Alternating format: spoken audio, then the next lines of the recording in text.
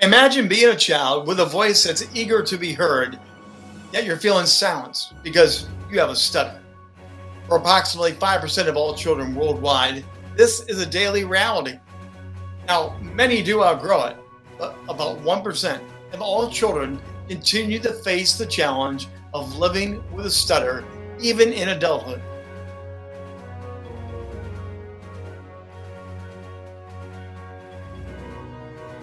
Beyond the speech blocks, there lie deeper struggles. There's bullying, there's self doubt, and the fear of speaking up. But hope shines through places like Camp Say and organizations like Space. See, there's dedicated volunteers that are helping these kids to find their voice.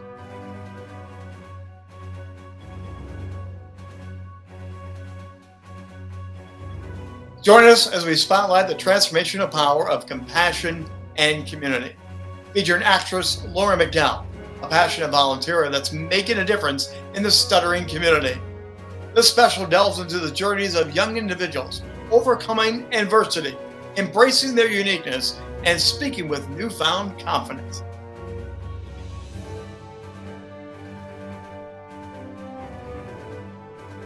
Because every child deserves to be heard. Welcome to Stuttering.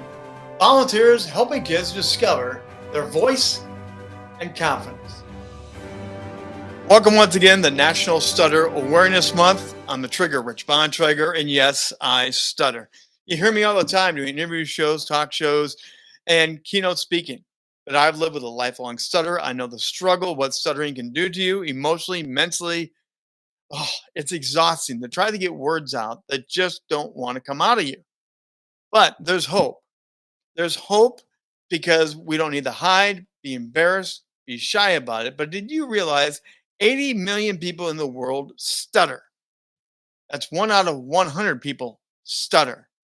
And children a lot have a lot to deal with when it comes to stuttering. There's a lot of impact on, to speak, introduce themselves, read out loud, on so many other things. And I'm thrilled today to have Lauren McDowell with me today.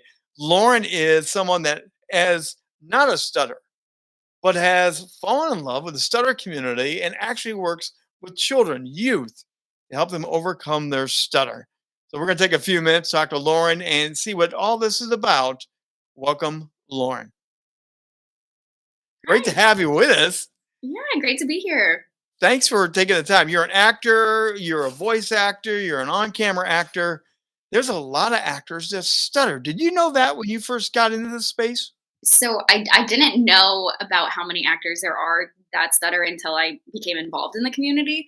But I was originally recruited to work at Camp Say, one of the places I work at, because I got a recruitment email when I was in an acting program in college. I went to college for theater and acting, and that's how I got started, was doing acting and arts-based exercises with youth who stutter at Camp Say. And then I fell in love with the community, and ever since then I've been doing both things. Camp Say is the Stutter Association for Young. Again, the stutter community is huge, it's vast, but it is broken down into segments sometimes. And I think it's great that the camp is there. It was not something that I either knew about or was aware of growing up. I would have loved to have some of that. Do the kids respond to that? Are they thrilled to be there when they come and realize we're all the same? You can just like see the relief on their face. Because a lot of them don't have anyone in their family who stutters, or don't have any friends at school who stutter. They don't know anybody else that has this. And then to come into a space where the majority of people do stutter, it's just, I can only imagine how much weight is lifted off of these kids' shoulders to come into a space like that. So yeah, it's really lovely. And I think they all, at least from my experiences, most kids come out of it as like a changed person, Well, and go into the school year a lot more confident. Yeah. absolutely. Because every year was a perpetual cycle for me growing up. Every year knew I was going to read the book. They were going to test me out, and they go, "He's a bumbling idiot." Mhm. And for many kids like me, you have the words, you have the knowledge, you have the understanding, and they label you horrible names. Problem is, you can't get it from here to here, Yeah. and you are trapped Do the kids ever express that I'm trapped? I know what I know, but I'm trapped and I can't get it out. Is that sort of their feeling, or what do they tell you when they seek out your help and talk to you? Yeah, I mean, I think a lot of kids really, the biggest struggle that I hear is like nobody understands the process of stuttering unless they are a person who stutters. That it Right. is very frustrating, that you know exactly what you want to say and when you want to say it. It just doesn't happen that way. And ultimately, at both Say and Space, two different nonprofits I work for in the stuttering Yep. community, we really advocate for kids to talk about it, to talk about like what the experience is like, and knowing that like someone like me as an ally will never fully understand, but just to know that really all people who stutter need is somebody to just be patient enough to listen and let them finish. Do not put the words in their mouth for them. That's the number one thing every stutterer I've ever talked to, myself included, cannot stand it when you're trying to get and someone goes, carrot, and you don't want to say the word. It's actually more frustrating than to try to jump in than the you to work through it. Is that a common expression too? Oh, absolutely. I mean, I think like, working in this community for so long, it comes naturally to me to not interrupt people anymore. But definitely coming into the community for the first time, it was different. Like the first time I met somebody who stuttered that was an adult and I shook their hand and they were stuttering on their name, and me to just like the first feeling was like, oh, I'm uncomfortable. And then it was the feeling of, you know what? The person who's stuttering has to be like 100 times more uncomfortable than me. And like they are doing this, they're introducing themselves. All I have to do is just sit in the discomfort and then just talk to them like a normal person. And once I, was able to do that a couple times, you get so used to it that it doesn't really phase me anymore.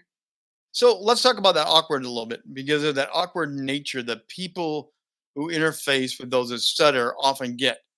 You can see their body language shift. They don't know what to say. They don't know what to do. And you can see the anxiety go up of what have I gotten into? How can we help people to have that awkwardness reaction to stuttering? Yeah, I think ultimately knowing that the more you interact with a person who stutters, the easier it gets because you learn the rhythm of their voice and the flow of their voice. But let's say you meet someone in public and you're having a small conversation and you find out the person stutters. Um, Really, the most basic thing you can do to quiet your brain is to focus on what the person is saying. So instead of feeling this anxiety, which will come up, I mean, it can be not normal to encounter someone who stutters. It's out of your daily routine. And it really is so simple to just shut up and listen. But it really, for some reason, is very difficult for people to do because when their first reaction when feeling uncomfortable is to interject, is to say something, is to make the anxious feeling go away in their body by making some kind of movement. Right. And so I think the key is to just find a way to stillness, however that works for you. I'm a person that does, I mean, as an actor, we do breath work and centering yourself, grounding yourself. But really it's just as simple as being still and trying to focus on what the person is actually saying. And if you can maintain eye contact, great. If not, that's also okay. Just show as much as you can, just show the person that you're in the conversation with them. Yeah. And it's not like a, oh no, they're stuttering. It's a, what are you trying to say? I want to hear what you have to say. Right. Or hurry it up. Come on, just spit Right, it of out, course, kid. And of I heard course. that as other adults talk to me, thinking maybe they could push it out of me. And that just doesn't work. No, it does not. Now, I am interested in a very certain slice of what you do. You are an actor, you work with stutterers, but for myself, part of unlocking my stutter was my creativeness. Now, Space, which is one of the other agencies you work with, I think is the Stuttering People Arts Community Education Yep. Space. You're bringing in the arts, and I'm really interested because the arts unlocked my creative mind and it actually helped my stutter go away. My pretending as a kid, my imaginary life as a kid, There's actors, Samuel L. Jackson, Bruce Willis, Emily Blunt, many others have said when they found their acting creative artistry side, it unlocked the world. Yeah. Is that something that people are studying and trying to figure out more about in the stutter world? How this artistry work is helping to bring freedom to our mouth? That's interesting. I'm not sure about like research is being done. That would be a great question for like the many SLPs that that I know that study like Bring shout them on. I need to shout talk out to to them. them. Okay, yeah, shout out to them because I don't do the sciencey stuff. Like that's Yeah. incredible. Somebody's got to do it. It's not me. But I think that there's to me it's circumstantial evidence that the arts help people in general. And I think in general, creativity, acting, however creatively you express yourself, Yeah. writing, art, I mean, there's a million ways you can do it. Dance, is just there's something about like unlocking the creative side of your brain and it connects you to your soul. And so it's arts connect us to what makes us human. And I think that us being human is how we show our true selves.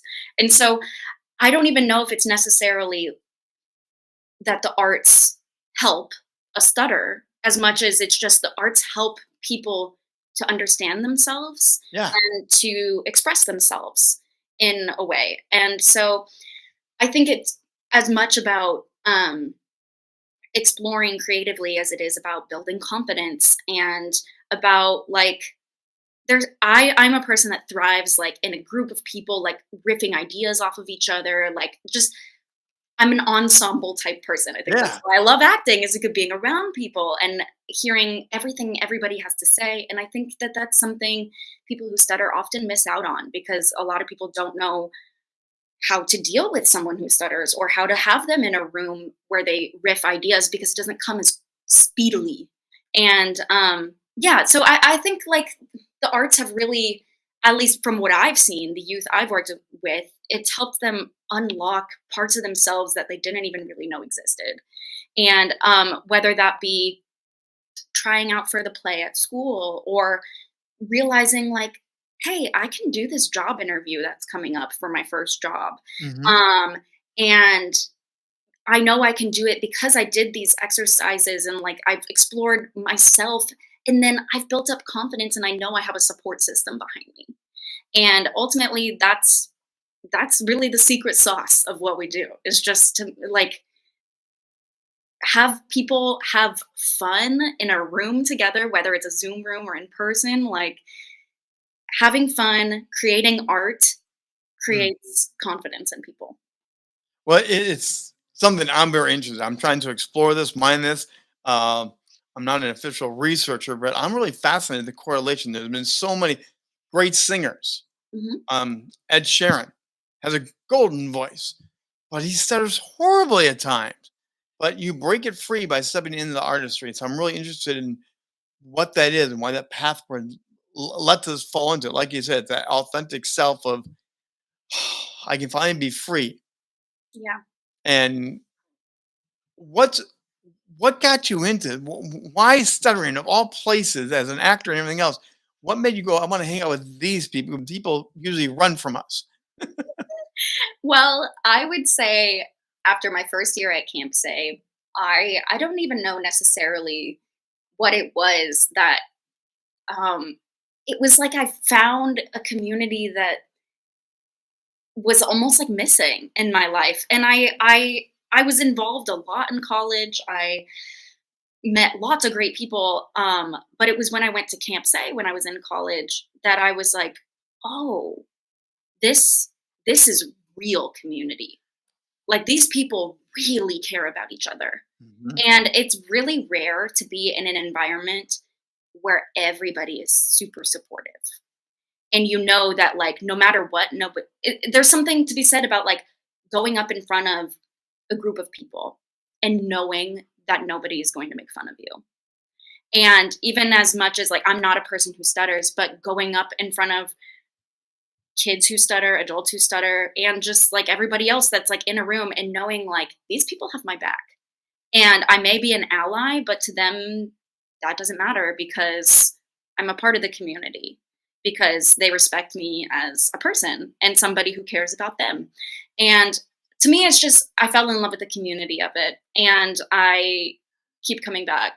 And then eventually I got to come the whole time. Somebody had dropped out of summer in 2019 and I got to go for the entire time. And then it was year after year of me being like, well, I'm a counselor again, I'm a counselor again. Yay. And then I got promoted in 2023 to a head counselor position at Camp Say. So now I oversee other counselors. Yeah. So we talked a lot about Say. Here it is, the stuttering awareness for the young. Scan the QR code, learn more about it. But what's the biggest thing that people should know as they scan that QR code and learn about Say for the first time?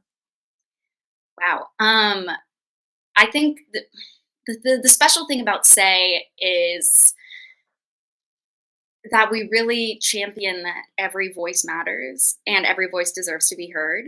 And I'm pretty sure that's like on the first page of their website is like every voice deserves to be heard or something similar to that. But like it's Say has been around since 2001, I believe. And they started Camp Say in 2008. So it's been around for a while. And I didn't start with Say until 2018. Now I'm like, I've been doing this like 7, almost 8 years. And like, I see these kids that were literal children and I'm like working with them as my coworker now. But it's really special. I actually think like there's something so cool about the counselors who were campers because they know what it's like on the other side and they're willing to give back. And also just any counselor we have that stutters is a huge role model to our campers. Like, I know I can serve as a role model as just like being a good listener and a good person, but it's really our adults who stutter, our counselors who stutter, that these kids can look and be like, I'm going to be okay. Now, you are an actor, so we do want to show your website. You're a voice actor and camera actor, both. Have you ever worked with an actor who's stuttered and gone, wow, I'm right here with him again? Outside of Say and Space, not too much. I would say I do know several actors who stutter that work with me at Say and Space, and they're really awesome. And then I know for me, it was a really cool, like full circle moment this year when The Penguin came out because, I love that show as like an actor. And then I was like, oh my gosh, there's a character who stutters, and they were advised by a person who stutters. And I know of this person because of social media and their work in the stuttering community. And it's just like really cool to like see those things cross paths.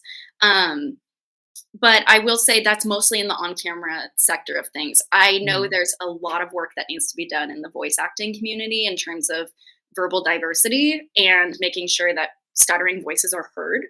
In voiceover, everything is very like time constrained. Especially like commercials. You got the 15 I do those. They're a pain. Let me tell you, they're to say, get it down, get it fast, and do the riff and do that and do the quick turnaround.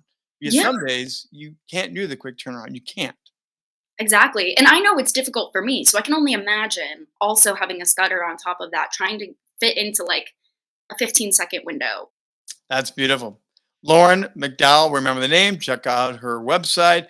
And remember, Say is there to help those that stutter. Thanks for enlightening us, helping us as we celebrate Stutter Awareness Month. Thanks, Lauren. Of course. Yeah, happy to be here. So again, 80 million people. You probably know of someone that stutter. You may have worked with someone that stutters. You really don't understand what it is, how it really impacts them until you take the time, like you said, slow down, get to know them, and just listen. That's the best thing a stutterer needs. No matter how long it takes, listen to them. Show interest. Put down the phone and let them know, as you hear me often say, I'm okay, you're okay, and it's going to be okay. Watch for more on stutter awareness coming up during the month of May. And again, remember, someone needs to hear from you. Someone needs your love and support. So make it matter.